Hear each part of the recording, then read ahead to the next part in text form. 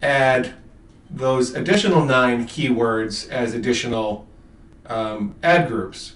And if you go around the original spoke, you'll essentially wind up with, I'm a little bad at the math here, but not 8 spokes of 9 keywords plus the original center, so it's probably 73 keywords.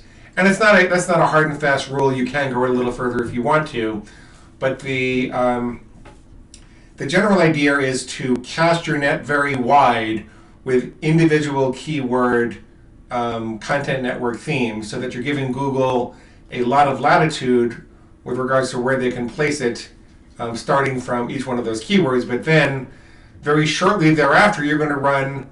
You'll find that some of them are performing, and probably most of them will not perform. Am I correct?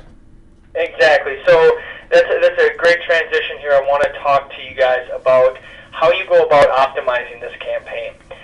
A lot of people don't understand kind of what would be the best way of going about determining is this ad group effective, is it not effective. I think the first place you want to start is the placement performance report. Now you start watching these ad groups collect clicks and then occur costs. Well, you want to start looking in the placement performance report and looking at where you're actually getting the clicks.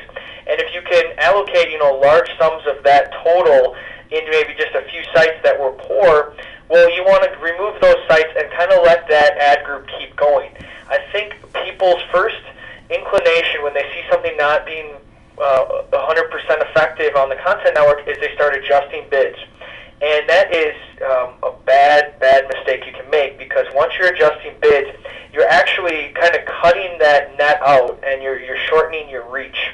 And what I've found is if an ad group's going to be effective, you want to raise your bids till you get that good average position of the top 3, and then you want to focus on eliminating the sites that are not effective for you. And if you look through and just none of the sites make sense, it's completely unrelated, well then that could be an inclination that you want to pause that ad group. But again, you want to focus on where you're being shown before you worry about how much you're paying per click. So let's back up and talk about some principles here, because I think it's wonderful what you're saying. And this really jives with my personal experience as well as what you guys have shown me at Rocket Clicks. The content network is a difficult animal for Google to work with. And they think in buckets, but really it's hard to categorize an individual website because there's so many variables. It's not like categorizing search terms. And so as a consequence, probably, all told, if you looked at every individual site that Google exposed your ad on in the content network after it's been running for a while and you give them a lot of latitude, probably 2%, maybe 3% of them would have been really valuable for you.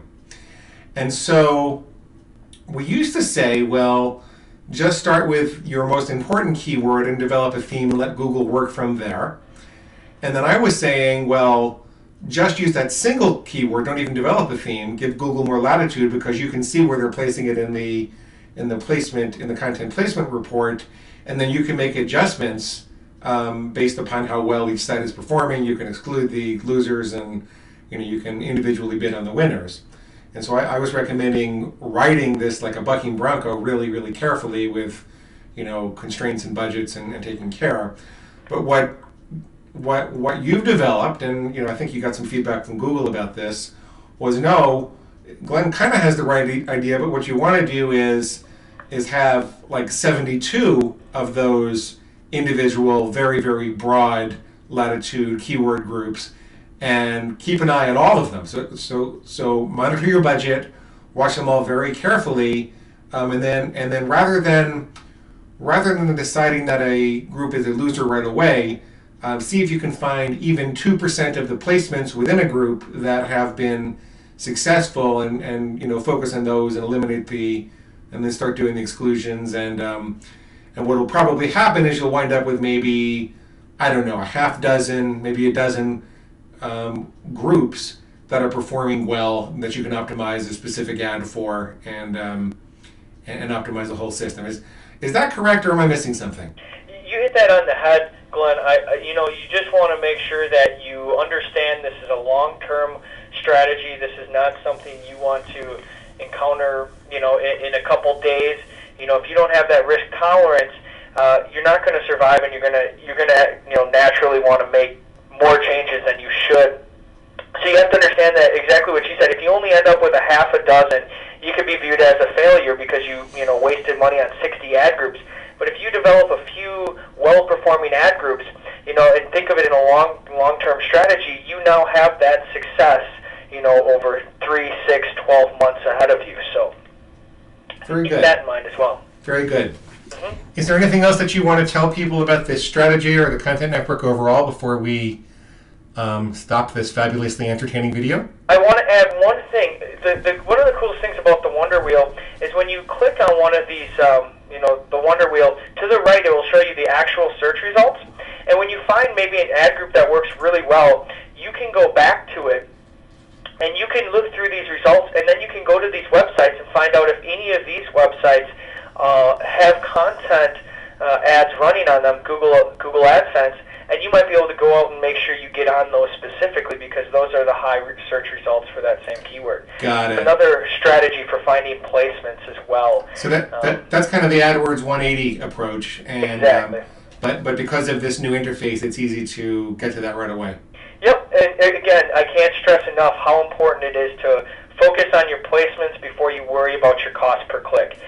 Because if you eliminate half the sites and you are converting at 0.1%, you're now converting at 0.2%, and you can effectively pay twice as much per click. Yeah, people don't understand that, and I find that precious few advertisers know how to use the content network, even now. Mm-hmm. Yeah. Okay. Okay, man. It's good to talk to you. Thank you very much. Everybody, if you would like Rocket Clicks to manage your pay-per-click accounts, your AdWords accounts and beyond, please visit payperclickmuscle.com. That's payperclickmuscle.com.